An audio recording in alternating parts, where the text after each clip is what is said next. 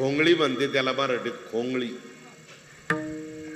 ती होती गुडगी इतकी, गाडीच कंट्रोल करावं लागत, मला माहित नाही. यांना सांगायला सुरुवात केली म्हणे महाराज. मी म्हणलं डाव्या हाताला उजव्या हाताला सांग.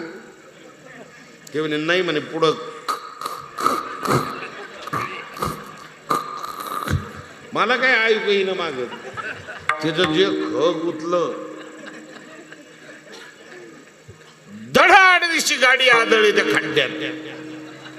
सुटकेस एकीकडं माझी, तो एकीकडं, मी एकीकडं, मोटरसायकल दुसरीकडं. असं आदळलो बी कमरावर. मला तर उठताच येईना. मी भरपूर उठायचा प्रयत्न केला पण उठताच येईना. जबर मार लागला. कीर्तन तर राहिलं तिकडंच, पण 4 व्हीलर गाडी करून जळगावला न्यावं लागलं मला. जळगाव जिल्हा. ते जळगावला गेलो आम्ही, दवाखान्यात गेलो, एक्सरे काढला, फोटो बिटो. त्यांनी सांगितलं फार जबर मार लागलेला आहे महाराजांना आणि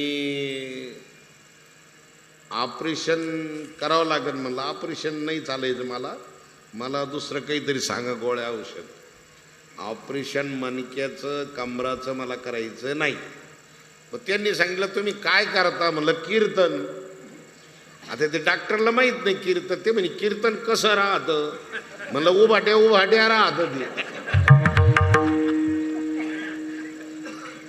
ते म्हणे उभा राहून तुम्हाला कीर्तन नाही करता येणार, एखाद्या वेळेस चक्कर येण्याची शक्यता आहे. 2 तास तुम्ही पायावर जर उभं राहिले तर चक्कर येऊन कीर्तनात पडणार तुम्ही. मला मग बसून चालेल का? ते म्हणे हो बसून चालेल. तेव्हापासून बसून कीर्तन करतो. सांगितल्याशिवाय तुम्ही म्हणता ना दांडगाच्या दांडगा दिसतो चांगला, हा बसून का म्हणून कीर्तन करतो. ते सांगितले खुलासा केल्याशिवाय तुम्हाला काय माहित होणार आहे? आपली व्यथा असणारी तुम्हाला सांगितल्याशिवाय माहिती होणार नाही.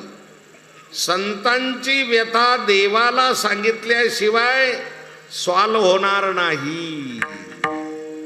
तुकोबराय सांगतात, गोड ही चरण सेवा तुझी. हे देवा, हे परमात्मन, तुझ्या चरणाची सेवा ही गोड असणारी आहे.